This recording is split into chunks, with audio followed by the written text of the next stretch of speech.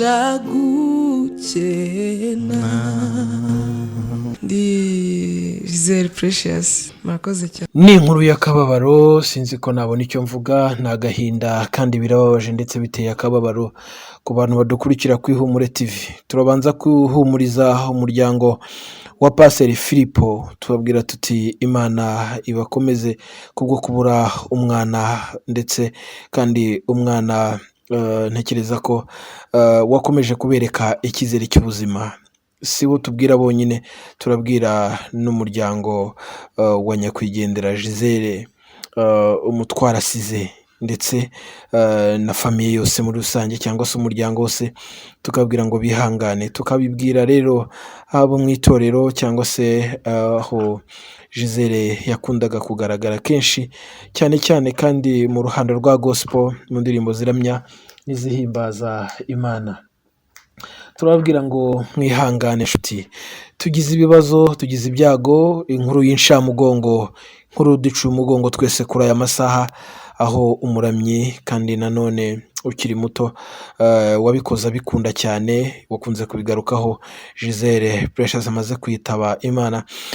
Mu nkuru rero y'akababaro benshi bakunze kugarukaho, bakunda kubaza amakuru atandukanye, mwabibonye ku mastatasi y'abantu agiye atandukanye, aho bakomeje kubaza ngo niki kibaye, Giselle apfuye ate, Giselle ajize iki. Ariko mu makuru tubaze kumenya nonaha nuko yarimo anywa akacyayi, hanyuma icyo cyayi ntabwo kimuguye neza kugera ubwo hajyanywe kwa muganga. Bavuga ko cyayi cyamukoze, byaje gukomera rero. Hanyuma uyu mwana ukiri muto cyangwa se benshi bavuga ko yari akiri umugeni, kandi koko nibwo yari agikora ubukwe mu gihe gito gishize. Hanyuma rero Imana iramucyura, aritahira, araruhutse. Giselle wakoze imirimo itandukanye, Giselle wavuze ubutumwa mu bice bitandukanye by'igihugu cyacu ndetse no muri Uganda. Giselle wavuze cyangwa se wagize ijwi ryakunzwe na benshi, cyane cyane mu bitaramo. Amakorali menshi yaramwibuka, abahanzi benshi baramwibuka, abavuga ubutumwa benshi baramwibuka, insengero zitandukanye yakoze ubutumwa.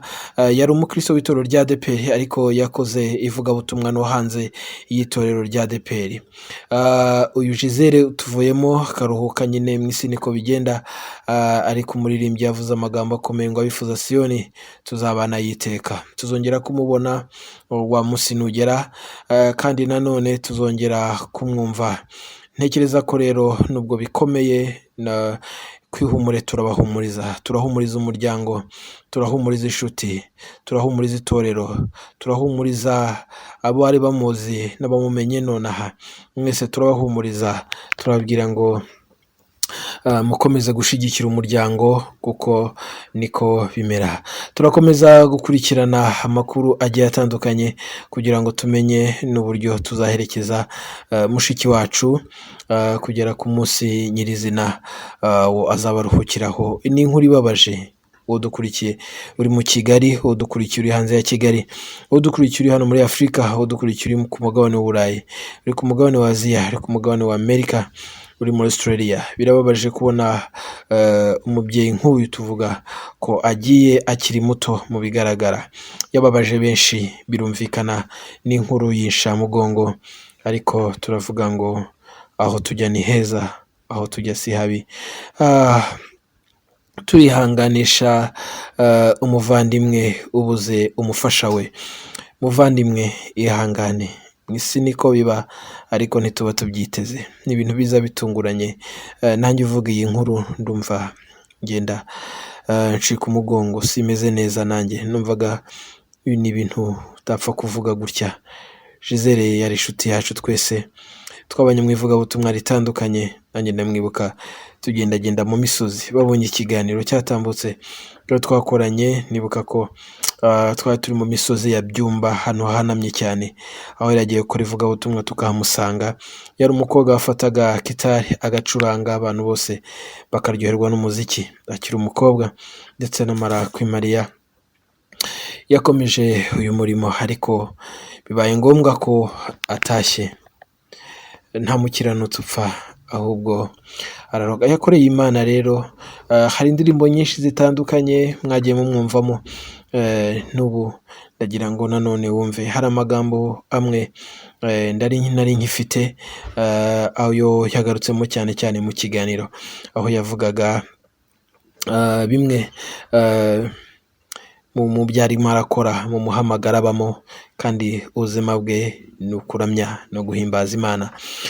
Reka rero wowe ukomeza kubana natwe buri munsi ukomeza kugenda wumva ibiganiro tukugezaho ariko nanone wakira ihumure kandi nanone ukomeza guhumuriza uyu muryango wabuze umwana, duhumuriza umuryango nawe wabuze umukazana, duhumuriza kandi mwene data nawe wabuze umufasha we. Andi makuru yose tugenda tumenya turagenda tuyakurikirana hanyuma tugende dufatikanya n'abacu gukomeza kwihanganisha kandi iyi miryango. Hanyuma kandi nanone reka tugire gutya nanone nkumvishe zimwe mu ndirimbo Giselle yaririmbye kandi zakunzwe, zikurikire nanone nyuma y'iki kiganiro nyuma yo kumva ijwi rye. Giselle mushiki wacu Precious, Imana ikwakire mu bayo, uruhukire mu mahoro. Bamaze kugera mu gituza cya Aburahamu, ndabizi neza ko aho uri uruhutse. Abasigaye twababara twagira agahinda kubera ko tubuze umuhanga kandi w'umunyabushake kandi wari mu muhamagaro ndetse wari witeguye kubyara abana mu mugisha, ariko data yemeye kugenda. Uruhukire mu mahoro kandi ndabizi neza ko aho ugiye kuba ni heza, natwe tuzagusangayo kuko ni iwacu wa twese. Nutinyewe gucogora nahinduka ragukunda, Yesu nibyo sumufite ntacyo wabasha gukena, Yesu nibyo sumufite ntacyo wabasha gukena. Ndi Giselle Precious, Murakoze cyane. Mfite album ya mbere indirimbo 7 z'amasengesho, ntabwo nigeze nkora icyo bita kwilonshinga bibiri mu buryo wenda tukunze kubikora inaha kubera covid, ariko buriya nzabikora. Hanyuma ubundi ku yindi album niyo indiho rero, ubwo indi album imwe ya mbere igizwe n'indirimbo 7, hanyuma iya kabiri kugeza ubu ifite indirimbo 2, ubwo urumva umubare w'indirimbo zimaze. Career solo nayigiyemo 2018 iri gusoza mu mpera guhera mu kwa 10 gutyo. Ni umuhamagaro, ni ikintu umuntu nyine wahamagariye gukora, so ni ikintu ukora nyine wishimye wenjoyinga, unezerewe no kuba uri kugikora. Rero mbona ari ibintu bimeze neza cyane. Mu muryango harimo kumenya Imana, hanyuma ubwo kuririmba nituvuga ngo nibyo mu muryango, ubwo nabyo birimo kuko nanjye ndi wo muryango, ubwo naho ngawe ariko no mu muryango w'abapasiteri cyane, kandi abapasiteri benshi no kuririmba burya biba byarabanje kuba ibintu byabo. Yego, tavuye mu mbaraga z'amasengesho, tavuye mu mbaraga z'amasengesho, mu mbaraga z'amasengesho ijuru rirakinguka, imisozi miremire igahinduka ibibaya. Harimo ubutunzi bwimbitse, umwanzi nawe yarashobewe. Imbaraga z'amasengesho, imbaraga z'amasengesho, imbaraga z'amasengesho. Murakoze. Nabanje kwiga piano muri Kigali Music School, hanyuma gitari yo rwose ntabwo navuga ngo narayihigiye, cyakoze hama inspiration numva ndayikunze, nza kuyigisha. Yego, ni indirimbo yitwa Umusaraba. Iyo umuntu wenda avuze umusaraba, sinzi ko ari ubutumwa burenze cyane ku bakristo, kuko twitwa abakristo kubera umusaraba. Especially nyine iyo tuvuze umusaraba tuba tuvuga Yesu, tuba tuvuga uwo bambweho, kuko ikintu kigira agaciro bitewe n'icyakoreweho. So rero umusaraba wa Yesu ni ikintu gikomeye cyane, ni ipfundo ry'abizera. Nari maje gusoma ijambo ry'Imana, ko akenshi ni inspiration zikunda kuva iyo wafashijwe cyane, usanga wahise ufata gitari ukandika. Nari maje gusoma ijambo ry'Imana, cyane cyane riri mu Biganiro ba mbere 1:18 rivuga ngo ijambo ry'umusaraba ku barimbuka ni ubupfu, ariko kuri twebwe abakizwa ni imbaraga z'Imana cyangwa se imbaraga y'Imana. Ijambo rero ryatumye njya muri deep mu kumenya umusaraba. Paulo yavugaga gutyo, ni ikintu kimeze gutya. Nsanga rero burya ni ryo pfundo rya byose, nayanditse nyuma yo gufashwa no kumenya urugendo rw'umusaraba cyangwa se n'icyo umusaraba wakoze. Numvise amakuru aturuka i Siyoni, umutima uraririmba, kuko namenye ko imbohe zibohowe. Mfata umwanzuro ngo ngende iyo nzira y'agakiza, nubwo amajwi yari menshi, ariko umutima uramaramaza, kugeza ubwo nageze ahantu heza cyane, hangiriye umumaro ntazibagirwa. Kugeza ubwo nageze ahantu heza cyane, hangiriye umumaro ntazibagirwa. Umusaraba ni wo ndirimbo yanjye, ni wo bendera ryo gucungurwa kwanjye, wamesheje ubugingo budashira. Ndashima Yesu wawubambweho. Kubwiye na album ya kabiri ndi gukoraho, kandi nyine urumva album iyo umuntu avuze album avuze indirimbo nyinshi, buriya biragoye ko bavuga ngo album y'indirimbo imwe. Urumva iyo ari album biba birenze imwe. Iyi ni ya kabiri, haracyari n'izindi nyinshi.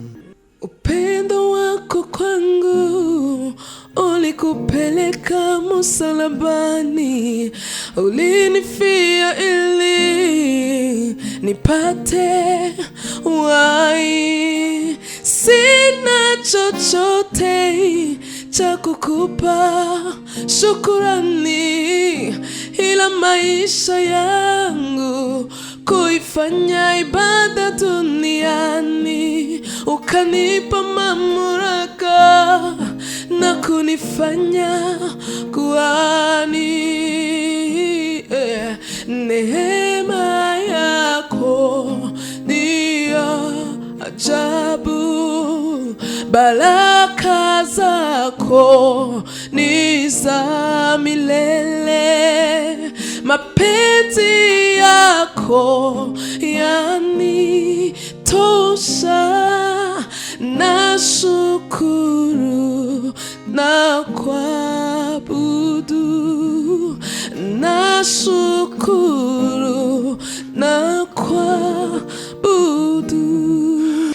Umuntu ajya kuri YouTube akandikamo Giselle Precious, ni ukuvuga ngo abona ibyo ashaka byose. Hari igihe umuntu bimugora kwandika n'izina, yandika titre, ukandika wenda umusaraba, kuko nari indirimbo nshyashya, yanditse umusaraba by Giselle, ugakomeza deja biba byana. Yego, cyangwa ukandika imbaraga z'amasengesho, cyangwa ukandika izo nashukuru urampagije. Ni indirimbo ushobora kujya muri YouTube ukandika bakabikuzanira, uhita ubibona rwose, umuhanzi uhita umubona. Rero ntekereza ko ari bwo buryo ubu ngubu buhari bwo kuyidownloadinga, umuntu ashaka kuyitunga cyangwa se ushaka gukomeza kuyumvira kuri internet, nabyo ni byiza.